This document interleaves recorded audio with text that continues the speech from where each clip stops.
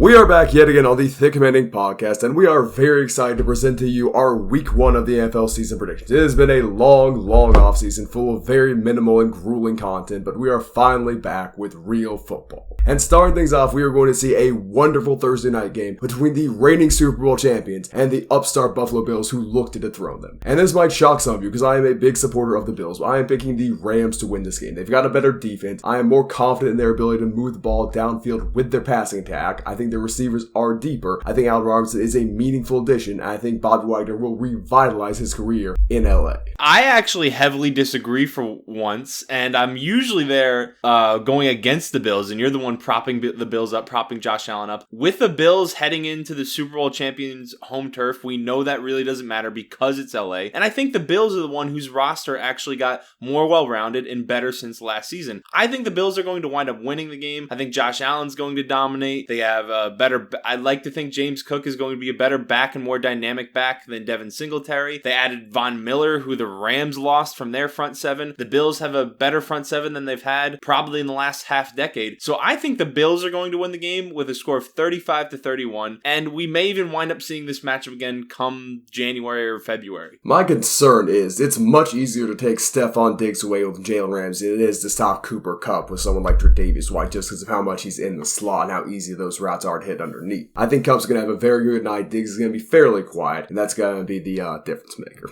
Well, we also saw the evolution of Gabe Davis at the end of last season in his massive game against the Chiefs. So I think a lot of people are expecting him to kind of step up, and I'm expecting him to step up as well. So I think he's going to be more dynamic on the Bills' passing attack this game. And they also have Dawson Knox, who's one of the probably 7 to 8 best tight ends in the NFL. I think I'd prefer him over Tyler Higbee on the Rams side of the ball. So I just feel like the Bills are more well-rounded. Josh Allen is hungry after losing in the playoffs. The Rams might have a bit of a Super Bowl changeover with some major personalities and major talents leaving their locker room and going to another team or retiring with Andrew Whitworth. There's also the minor issue of the Rams still having the best player in football by a pretty good decent margin, who is ready to feast on a somewhat weak, compared to other teams, inferior Bills' interior offensive line. I think that's going to be a big issue for him. That is definitely a part of the conversation. Probably should mention old AD. But moving on, I think the Rams got an early opening night win. You think the Bills got it?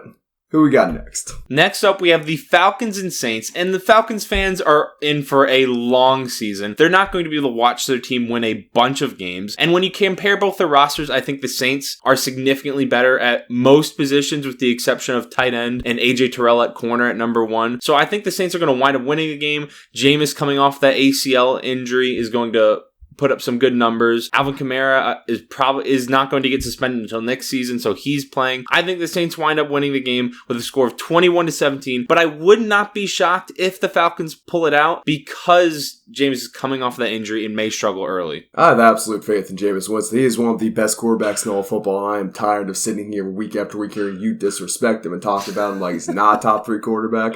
As for the rest of the Saints offense, Michael Thomas, stud. Olave, stud. Alvin Kamara, assaulter. Just regular old assaulter. Domestic.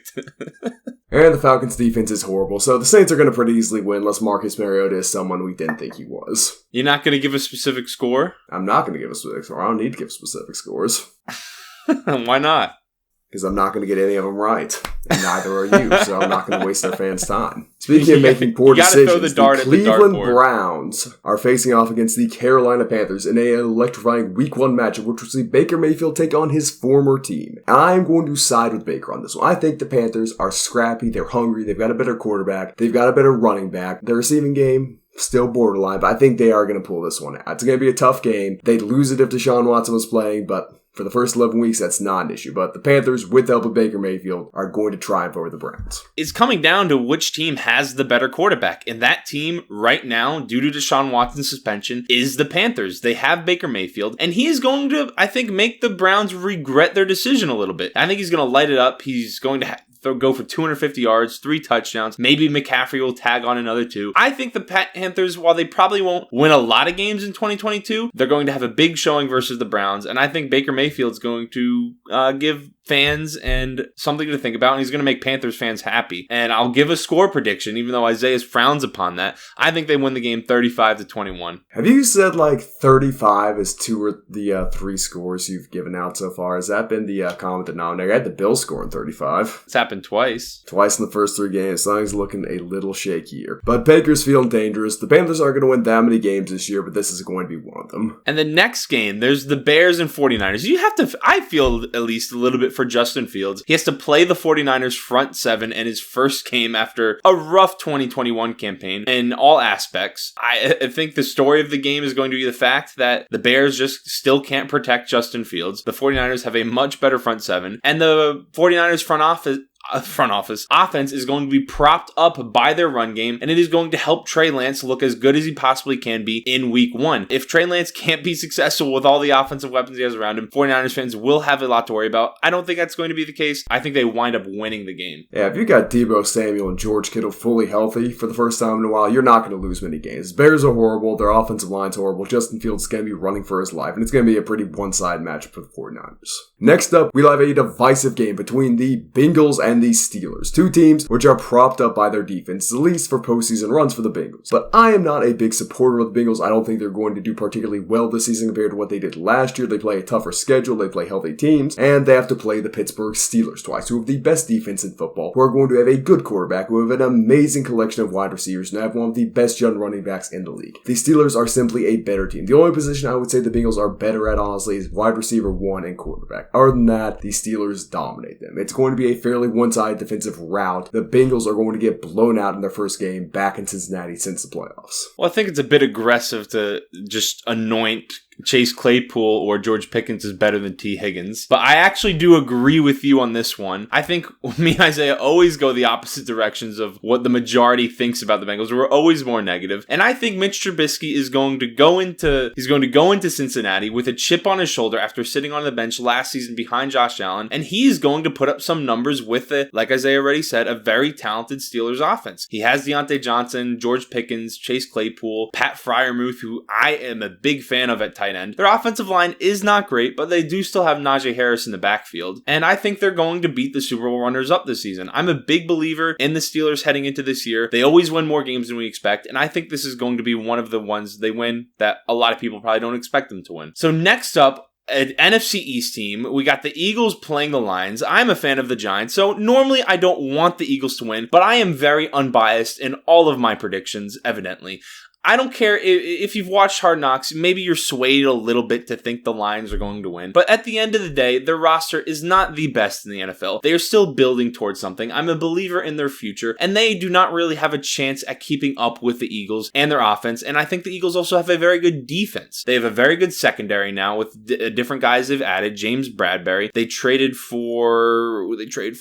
I can't think of the name that they traded for. A.J. Brown? No, the corner. I was thinking of the corner. Obviously, we all know they traded for A.J. Brown. Their offense got better. It's been a long time since they had as good of a receiving core as they do now. So I think they're going to win the game in relatively easy fashion. Hopefully, we do see some flashes from the Lions offense, so that indicates they may win more games this season. See, I'm confident about one thing. It's not going to be an easy game. The Lions were the ultimate trap team last year, where they would drag good teams down to close, tight-scoring games, and they'd find a way to lose them generally because they had Jared Goff, the quarterback, and a first-year head coach. But it's not going to be a one-side affair. After the entire offseason of hyping this game up, you think Dan Campbell's just going to go and get blown out? And sure, the Eagles are a better team, but at the same time, the mentality is better. I think the play calling might be better. I think Dan Campbell might have a coaching advantage for one of the few times this year. And I do think the Lions will be in this game late. Will they win? I don't know. I'm going to say no just because the Eagles are such a talented team and have a better offensive player at every position besides running back. But still, it's going to be a close game. There's no easy out against the Lions. Well, the Lions do have Amon-Ra St. Brown. They don't have Jameson Williams yet, but he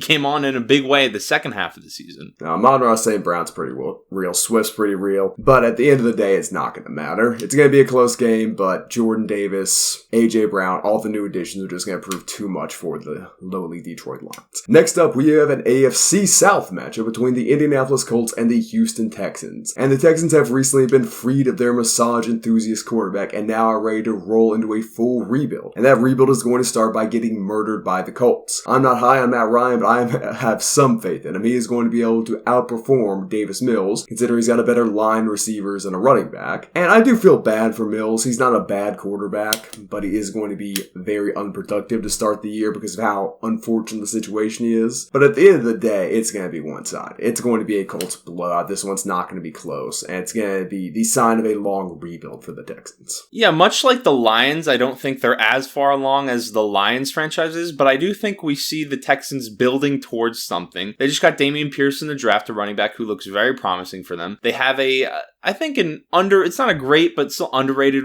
wide receiving core. Brandon Cooks is constantly one of the most underrated wide receivers in the NFL. The defense, it's not as good as the Colts defense as far as looking at this matchup. So, and the Colts have Jonathan Taylor, Michael Pittman, who's gotten better every single season. So I think the Colts also win this one pretty easily. Moving on to the now even AFC East matchup between the Patriots and the Dolphins. There are a ton of questions surrounding whether or not Tua is going to be able to get it done, whether or not Tyreek Hill made a horrible career decision by choosing to leave the Chiefs in the Patrick Mahomes offense. As far as I know, Jalen Waddle is coming back from injury. He's been injured a little bit during training camp. And I think that because the Dolphins have a home game, they are going to wind up winning this game. On the offensive side of the ball, they are better at every single position except for running back. They probably even have a better offensive line. I like Tua as a quarterback more because of what he has around him than Mac Jones. Mac Jones doesn't have a ton of talent around him. And I think the Dolphins wind up winning this game. Look, the Dolphins' O-line still stinks. Let's not mince words about that. The Patriots don't have an amazing line anymore, but it's still much better than what's going on down there in Miami. The exception of tackle is just not particularly good. You never know. At the end of the day, location is key in this one. Belichick doesn't win in Miami. It doesn't matter if it's early in the season, late in the season. The Dolphins always find some way to beat him down there. So for that reason and that reason alone, I'm going to say Miami wins this one. I don't care about the receivers, the tight end, the Tua, whatever. It doesn't bother me. The location alone means the Dolphins are winning. And speaking of location, we have a dreary game between the New York Jets and Baltimore Ravens in New York. As most games are in New York, this one is going to be fairly boring and fairly one-sided. The Jets are going to get beaten around, but it's not going to be a flashy victory for the Ravens. They're just going to run through the motions, make sure the clock keeps moving, give Lamar his carries, give Dobbins his carries, find Andrews his targets, and march all over the Jets. They don't have Zach Wilson, they don't have Mekhi Becton. Their season's already over and they haven't played a single game. It's going to be a bad matchup in New York. Yeah, unlike all of last season, the Ravens are the team that are actually healthier. The Jets are missing Zach Wilson, who I'm not the biggest fan of as far as his long-term projections, but he was their starting quarterback into the season. He's been their starting quarterback all training camp, and now they are without him. So that is something that is going to hurt. The Ravens,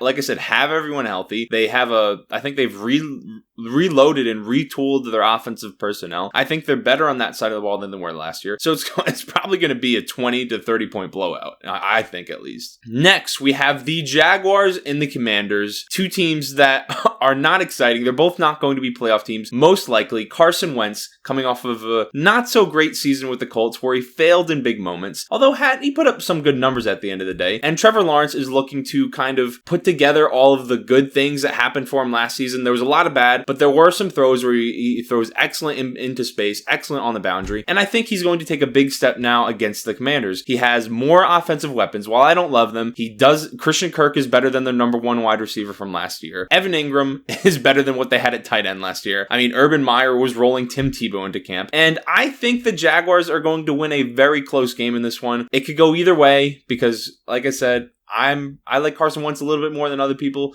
but I think the Jaguars get this win in Washington. Well, look, the football team has a better offensive line. They've got a better defensive line. I think they've got a better number one receiver. They've got better running backs, unless Etienne somehow comes on the scene and looks like the next coming of Adrian Peterson. But at the end of the day, I don't think the quarterback difference is really going to be that important. For all intents and purposes, this is Trevor Lawrence's rookie year. Last year, Urban Meyer should not count, because no quarterback would have been able to succeed in that horrible, horrible system with that dysfunctional coach. Which leads me to say the Commanders, the football team, the name redacted, whatever you would like to call them, is going to get the dub based off defensive strength and running game alone. I just want to believe and trust in Trevor Lawrence to take the next step a little bit after last season and another full training camp. I still can't do it. I need to see something before I have faith in him. That's and fair. Speaking of powerful running games deciding the outcome of football games, we have a New York Giants-Tennessee Titans matchup, which is going to feature two of the best running backs in the NFL, assuming they are both healthy, with Saquon Barkley and Derrick Henry. And Derrick Henry is obviously better than Saquon. There's no conversation to be had there, not even by a diehard Giants fan. But even if those two were equals, the Titans are better everywhere else. It's not particularly close. Maybe wide receiver, but their defense is better, their O-line's better, their quarterback's better, and the Giants are in the midst of a rebuild. They just don't know it yet. They haven't shed their horrible young quarterback, which needs to happen before they can move on and actually start winning games. It hasn't, so they're not going to. Titans are going to win an easy one.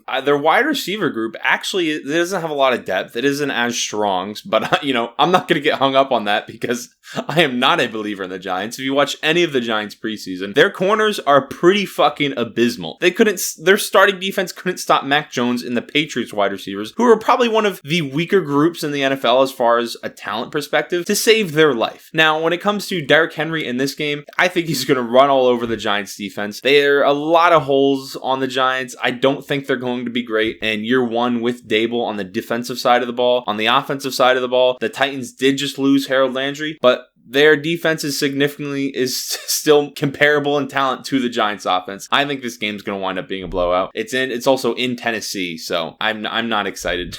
I'm not excited to watch it. Next up, we have the Chiefs and the Cardinals. Patrick Mahomes versus Kyler Murray. Kyler Murray just got that massive contract extension. If they wind up losing this game, of course, there's going to be questions of whether or not he called, whether or not he watched film. There's going to be questions of whether or not he thought he should call plays after his experience during the preseason as the offensive coordinator for some of his backups. And I think this game, the Chiefs are going to wind up winning it. Yes, they lost Tyreek Hill, but there's been an evolution within the Chiefs offense. They are very deep at wide receiver despite the loss. They still have Travis Kelce. Their backfield is 4 deep. On the defensive side of the ball, I think they have a lot of talent. Chris Jones, they added Justin Reed in the offseason. They still have L'Jarius Sneed. I think the Chiefs win this one. I don't think the Cardinals are going to wind up winning, despite their history of strong starts in the early half of the season. Just don't get it. Kyler Murray knows the Chiefs' defense back to front. He has spent all offseason playing Madden as himself, grinding out against other teams. He knows exactly what the Chiefs and Andy Reid are going to throw at him. He is going to pick that defense apart. It's going to be an absolute gunfight. And at the end of the day, the loss of Tyreek Hill will catch up to the Chiefs in this one. I don't care that DeAndre Hopkins is suspended. Kyler Murray is going to dominate this opening week because he has played so much Madden and he knows their playbook inside out. I expect the Cardinals' upset victory. I don't see that happening because I think the Chiefs are just more put together. Like I said, Patrick Mahomes. I think the Cardinals went through more offseason changes. Chiefs are also the better coach team. I don't see them starting the season 0-1. Change is a good thing, Tristan. And speaking of change, we are going to now talk about two teams which have changed a lot this offseason. The Raiders are taking on the Chargers in LA, and that is going to be a dynamic game. The Raiders obviously acquired Devontae Adams, one of the best offensive players in all of football. The Chargers have made every effort to bolster their run defense, and it really is setting up to be a premier matchup. I think the Chargers are going to pull this one out. They are the home team, which doesn't matter that much if you're LA, but they've got better quarterback play. They've got a better offensive line. I think their defense is better. And at the end of the day, I don't think Derek Carr's all that. He can't really compare to Herbert. I think Herbert is going to make a clear statement that he is the best quarterback in the division, if not for Patrick Mahomes, and let the world know he is going to be his year. Well, even though, people constantly slight Derek Carr because he's not a top 5 quarterback in the NFL, like 2 of his counterparts, and of course Broncos fans and Seahawks fans would make that argument for Russell Wilson, that he is in that conversation, but he's still a very good quarterback, and both teams have very comparable offensive weapons. I'd argue the Raiders are probably even better on this side of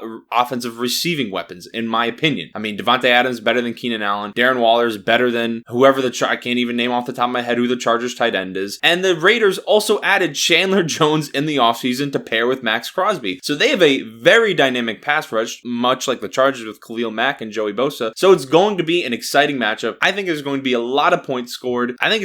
I could see it going either way, but for the sake of this video, I am going to pick the Chargers just because, yes, I'm going to pick the Chargers just because they are the home team. I think Justin Herbert is going to get it done, and I think there's going to be a lot of points scored on both sides of the ball, and we're going to see why the Raiders are going to be a playoff team. Mack and Bosa are going to take turns bouncing Carr's head off the turf of SoFi Stadium. It's not going to be that close. Whatever you want to say. Now, Vikings versus Packers. Vikings, Isaiah's favorite team. Packers, his most hated team. And a lot of people also don't feel that strongly about Aaron Rodgers. I think in this game, because it's a home game for the Vikings, there were some new changes in the offseason. The Packers have a lot of changes on the offensive side of the ball when it comes to the receivers. I think the Vikings actually wind up winning this one. Kirk Cousins is going to perform. Now, if the Packers win, it's not going to be because of their offense and that they put up a lot of points. It's going to be because of how talented their defense is. If you take a look at their defensive depth chart, it is incredible. They have talent at corner. They have talent at safety. They have talent in the front seven. Quay Walker, who they just drafted, I think is going to be great. They have great pass rushers. They have a great interior D lineman. So if the Packers win, it's going to be because of their defense, not necessarily because of Aaron Rodgers and the offense. And I think the Vikings win a close one. I think it's going to be relatively low scoring compared to other games that go on in week one. And it really is a shame we're talking about the Packers defense. So Vikings stole their best defensive player. So I don't know what you want me to say on that. The Minnesota Vikings are the better team right now. There is one clear distinction between the two teams, and that is the quarterback. Like, both defenses look good. The Vikings have better offensive weapons. The running backs, Cook is better than either of the two Packers. Maybe combined they're comparable, but the receivers not particularly close. Tight end, kind of a wash. I think Irv Smith might be better than Tunyon. But the question is going to be if Kirk Cousins can deliver the Minnesota Vikings a victory, or rather not lose them the game as he is wont to do in these big moments. And you know what? I am going to show a shred of faith in Kirk. I think he's got it. I think he can do it this time. We are moving into a completely different Minnesota Vikings era. An era in which Kirk Cousins is a confident young lad with an offensive coach who likes him instead of Mike Zimmer, who hated him and spawned an organization of fear and intolerance. Mike Zimmer was definitely a homophobe. That's all I'm going to say. But look, at the end of the day, Vikings are the better team for sure. The quarterback difference, it's there, but it's not going to be enough to deliver the Packers a win. I expect the Vikings to win the North this year. I don't care what anyone says. Call me a homer. It does not bother me. They are better than the Packers. Maybe the Lions contest it. I don't know. But the Vikings are winning on opening night. I mean, we agree. There you go. I don't think we do agree. I think you want to disagree. After I said that, you bet you thought I was going to say the Packers were going to win.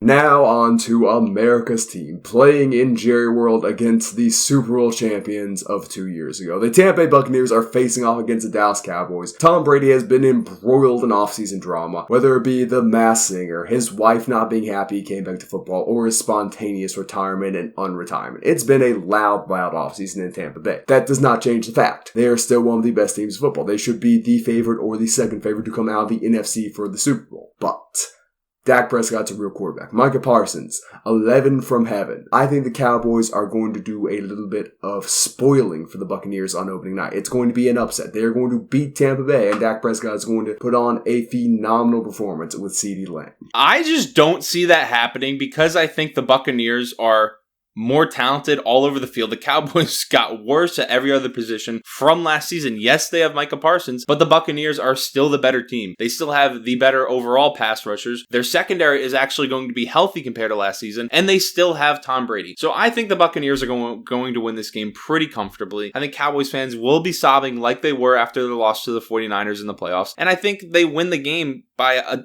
a touchdown, maybe even two. See, I think Tom Brady's mentally rattled right now. For the first time in his life, non-football stuff is getting in the way of football. And I think that is going to be what does it. Because Tom Brady's not phenomenal arm talent. He's still a good slinger of the ball, but the mental's not there, Brady is in trouble. And it looks like Brady's going to be in trouble. So you're going to make a famous Max Kellerman falling off the cliff take? He'll be back eventually, but he's going to fall off the cliff tonight. He's just not going to be fully prepared for this opening night game. Spent too much time in Cabo. Spent too much time with a mask on his head. I don't see that happening. But with the next game, I think everyone knows how this game is going to go. This is not even really up for debate. If the Broncos lose versus the Seahawks, that is an extreme embarrassment. There's no way you can trade for the other team's quarterback, who's a top 10 to top 12 talent in the NFL, one of the best quarterbacks in the league, a Super Bowl winning quarterback, and then lose to the team you traded for him from, when that team goes from expecting to win 12 games to expecting to win 4 or 5 games. If the Broncos lose this game, it is embarrassing. They're better all over the field with the exception of receiver. I do think the Seahawks have better receivers,